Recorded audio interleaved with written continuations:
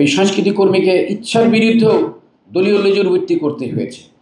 সংস্কারের কথা হচ্ছে, ব্যাপক সংস্কার হচ্ছে, কিন্তু আজকে 1 বছরের বেশি হয়ে গেছে বাংলাদেশ বেতার এবং টেলিভিশনে যারা আমরা সাংস্কৃতিক কর্মী তাদের রেমুনারেশন 10 পয়সা বৃদ্ধি করা হয়নি আজ পর্যন্ত।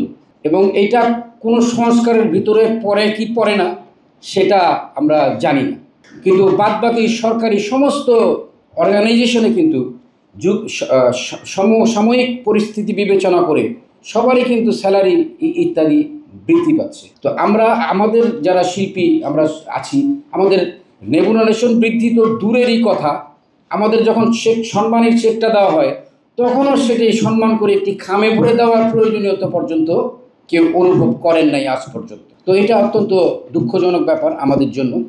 তো আমরা মুক্ত দেশে যেভাবে সাংস্কৃতিক চর্চা করতে চেয়েছিলাম, কিন্তু এখন দেখছি বিভিন্ন অজুহাতে আমাদের বিভিন্ন কনসার্ট বন্ধ করে দেওয়া হচ্ছে এবং বাউল গানের আসরে ব্যাপকভাবে নিষেধাজ্ঞা জারি করা হচ্ছে, অনেক সময় অনুমতি দেওয়া হচ্ছে না এবং সঙ্গীত কর্মীদের বিভিন্ন জায়গায় বিভিন্ন অনুষ্ঠানে বিভিন্নভাবে অপদস্থ করা হচ্ছে।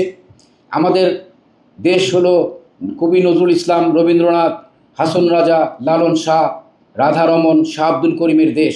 আমাদের দেশ সাংস্কৃতিক আবহাওয়ায় পৃথিবীতে অনেক অনন্য স্থানে আছে, কিন্তু আমরা আজকে এই স্বাধীন দেশে যেরকম চিন্তা করেছিলাম যে আমাদের সাংস্কৃতিক কর্মকাণ্ডে আমরা অনেক এগিয়ে যেতে পারবো, কিন্তু বাস্তবতা একেবারেই ভিন্ন। আমাদেরকে দীর্ঘ 15 বছর আমাদেরকে বিভিন্নভাবে রাজনৈতিক পরিচয়ে কোণঠাসা করা হয়েছে এবং শিল্পীদেরকে, আমি বলবো অনেক শিল্পীকে, অনেক এই সাংস্কৃতিক কর্মীকে ইচ্ছার বিরুদ্ধেও দলীয় লেজুরবৃত্তি করতে হয়েছে। তো এগুলো আমাদের দেশে কেন হবে? একজন সাংস্কৃতিক কর্মী কেন তার ব্যক্তিগত চিন্তাধারা, তার মতাদর্শ নিয়ে চলতে পারবে না? কেন ট্যাগিং করা হবে, কেন ব্ল্যাকলিস্ট করা হবে? এগুলো আমরা আসলে বুঝতে পারি না।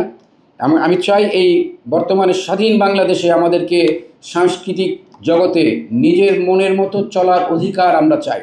আমরা চাই সাংস্কৃতিক কর্মীদেরকে সামাজিকভাবে এবং অর্থনৈতিকভাবে সম্মানিত না করা হলে এই ধরনের দলীয় লেজুরবৃত্তি কখনোই বন্ধ হবে না। একটি সাংস্কৃতিক কর্মীকে যদি চিন্তা করতে হয় যে আমার কালকের দিন কিভাবে চলবে, তাহলে তার চিন্তা করার স্বাধীনতা আদৌ থাকবে বলে আমার মনে হয় না। তো সুতরাং এই সমস্ত জিনিসগুলো আগে দেখতে হবে, কারণ আমি এই ধরনের অনুষ্ঠানে প্রায় টেলিভিশনে দেখি, সেখানে অত্যন্ত তাত্ত্বিক আলোচনা করা হয়। হ্যাঁ, তা আমার মনে হয় আমাদেরকে এই তাত্ত্বিক আলোচনা থেকে বেরোয় আসতে হবে, বাস্তব জগতে ফিরে যেতে হবে, বাস্তব ভিত্তিক আলোচনা করতে হবে। কি কি কাজ করলে আমরা এগিয়ে যেতে পারবো এবং আমাদের দেশকে আমরা সুন্দরভাবে গঠন করতে পারবো সেটা।